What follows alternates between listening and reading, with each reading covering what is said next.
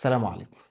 هيقابلك يوز كيس مهمة جدا هنتعلمها في الفيديو ده. اليوز كيس عبارة عن ايه؟ عبارة عن انك تجيب الداتا تجمعها في تيبل واحد وتبعت التيبل ده زي ما هو. عادة لما بتعمل حاجة زي كده بتلاقي نفسك بتبعت ريكورد باي ريكورد. لا، احنا هنا هنجمع الداتا في تيبل واحد ونبعتها وهنحطها كمان في البادي بتاع الايميل. تعال نشوف هنعمل كده ازاي. بص، انت هتتفاجئ من قد ايه الاوتوميشن ده سهل.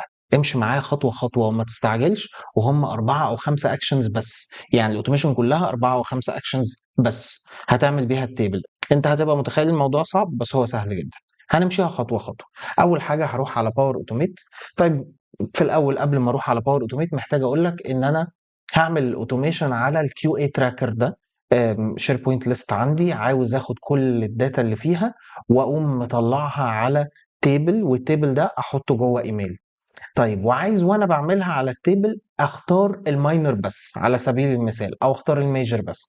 ايا كان اختار حاجه، الحاجه دي هي دي اللي يعمل بيها فلتر قبل ما يبعت التيبل. نحسب بقى عليها يوز كيسز كتير جدا. ممكن تقول ان انا عايز ابعت الحاجات المتاخره، او عايز ابعت للشخص الحاجه بتاعته هو بس، وهكذا. كل اللي انت عاوزه بقى تقسيمه التيبلز هسيبها لك براحتك.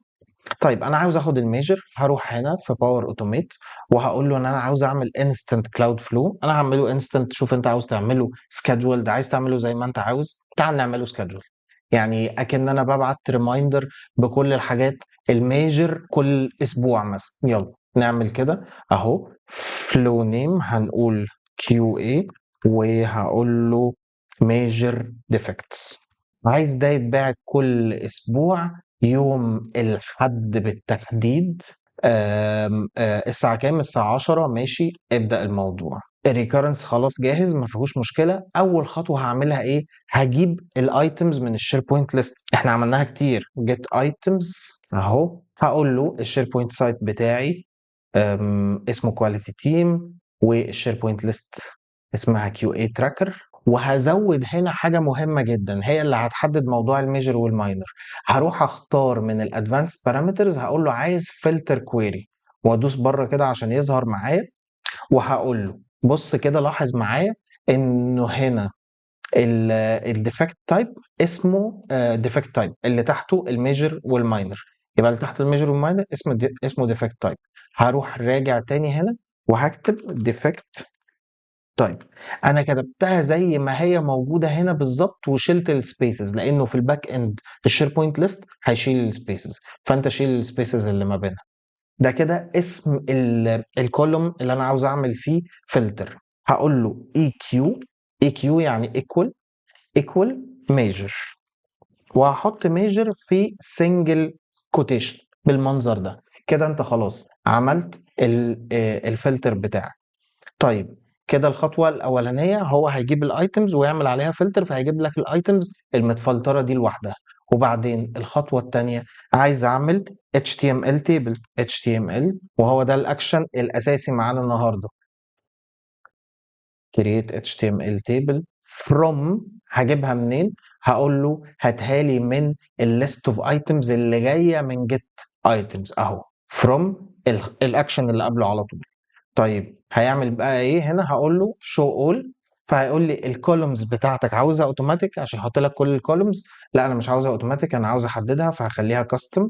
هقول له الهيدر بتاعي. تعال نشوف هنجيب ايه من التيبل. تعال نجيب اسم الديفكت، ونجيب الريسبونسبل، ونجيب الديفكت ديت، ونجيب الديفكت تايب. حلوين قوي الاربعه دول. هنقول له ديفكت تايتل، والفاليو بتاعته هتيجي منين؟ هتيجي من التايتل. ماشي. وبعد كده responsible هنجيبها طبعا من ال responsible display name. ماشي. defect date هجيبها من ال defect date اهو. defect date. ماشي. واخر حاجه defect type، وهجيبها من ال defect type. اكيد هيبقى فيها كلمه value عشان ده drop list، فهنقول له defect اهو defect type value. فكده هيجيب لي تيبل فيه 4 روز موجودين. ماشي. طيب، هادخل بعد كده على إيه؟ هادخل بعد كده على send email. هو بصراحة في خطوة لسه هتتحط في النُص، بس أنا عايز أمشيها معاك خطوة، خطوة. فأنا هاوريك هنا send email version 2. هابعتها لنفسي. خلاص الحاجات دي إحنا اتعودنا عليها. في الsubject هاقول major defects reminder. وفي البادي please find the below major defects ونعمل كده اهو ونحط هنا الاوتبوت بتاع الكرييت HTML table اهو. بس انا كده خلصت الجزء المهم اللي هجيب بيه الداتا وهعمل لها فلتر. هقول لك ايه الجزء اللي ناقص دلوقتي حالا. احنا عملنا سيف اهو، قال لنا ان هو سيفد، وتعالى نعمل تيست مانوال تيست ران فلو done. قال لي ان كل الاكشنز تمام، ودي حاجه بتبقى سعيده جدا لما بنشوفها. طيب تعالوا نشوف الاوتلوك هيقول لنا ايه. اهو الايميل ابتدى يجي ميجر ديفكتس ريمايندر، جاب لي الديفكتس، وخلي بالك الديفكتس كلها ميجر. فهو حط لي التايتلز هنا اللي انا اخترتها والديفكتس كلها ميجر. وخلي بالك هو تيبل بس هو ما فيهوش فورماتنج، مش محطوط له البوردرز بتاعته. اعمل الفورماتنج ده ازاي؟ هي دي الخطوه اللي هنشوفها مع بعض.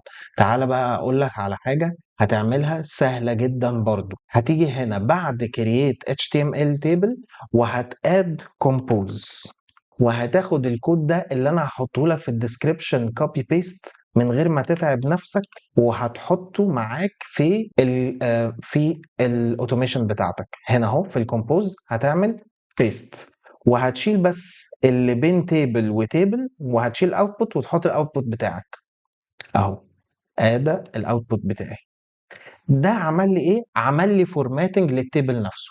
انا ما خدتش فيه ثواني. هنعمل سيف من غير بقى ما تفكر ومن غير ما تتعب نفسك. لو عايز تفكر هقول لك برضو تفكر ازاي، بس او لو عايز تغير شكل التيبل هقول لك تغير شكله ازاي دلوقتي حالا. بس تعال نشوف النتيجة. هنعمل تيست مانوالي تيست ران فلو دان. اهو الايميل جه سمعنا صوته، ما فيش اي حاجه وما فيش اي فورماتنج. خلي بالك في خطوه مهمه جدا نسيناها، كويس ان انا نسيتها. هترجع تاني وهتعمل في الايديت، هتروح في الايميل نفسه بدل ما انت هتجيب الكرييت اتش تي ام ال تيبل هتغيرها، وهتجيب معاك النتيجه او الاوتبوت بتاع الكومبوز عشان يجي لك بالفورماتنج. تعال نعمل سيف ونعمل تيست. اهو التيست دان، الايميل راح. تعالوا نشوف شكله. الايميل 10 على 10 اهو، جالي مكتوب سامري ريبورت ومكتوب كل الكلام اللطيف ده. طيب عايز بقى تغير، عايز تغير اللون ده، عايز تغير البوردرز، عايز تغير الوان البوردرز. هوريك دلوقتي حالا تعمل الكلام ده ازاي. كلمة سامري ريبورت كل الكلام ده هقول لك تعمله ازاي. مثلا عاوز تخلي التيبل ما هوش مفروض كده على البيج متقفل، برضو هقول لك تعملها ازاي. هنرجع على الاوتوميشن بتاعنا وهنروح على الكومبوز. هتلاقي كل حاجه هنا مكتوبه، التيبل، البوردر، الكولابس بتاعها، الويدث 100%. تعال نغيرها ونخليها اوتو. لو غيرتها هتظبط معاك. الفونت سايز، الباك جراوند كولر، الكولر معمول بالهكس اللي هو بيبدأ بهاشتاج ده. وبعد كده البادنج اللي هي المارجنز اللي بتبقى موجودة، والتكست الاين رايح على فين، والبوردرز حجمها عامل ازاي، لونها عامل ايه. وبعد كده كل الحاجات باك جراوند كولر برضو بتاعه البادي بتاع التيبل، مش الهيدر. يعني ده باك جراوند كولر بتاع الهيدر، وده بتاع البادي بتاع التيبل. وبعد كده خلص الستايل، وبعد كده كتب كلمة summary report. انا هقول هنا major defects وهعمل كده. تعال نروح نعمل سيف ونتست بقى اخر حاجة عشان نشوف الشكل النهائي للتيبل. مانوالي تيست كده عمل الرن بتاعه، وده الايميل كمان جه. بص الايميل ميجر ديفكتس واتقسم، ما بقاش مفروض على السكرين، وبقت حاجه 10 على 10. انصحك بيها وانصحك تستخدمها في الاوتوميشن بتاعتك، هتفرق معاك جدا، وهيبقى شكل الايميل اكنه حاجه كده جايه من حاجه محترمه. ما تنساش تدعي لي دعوه حلوه. سلام.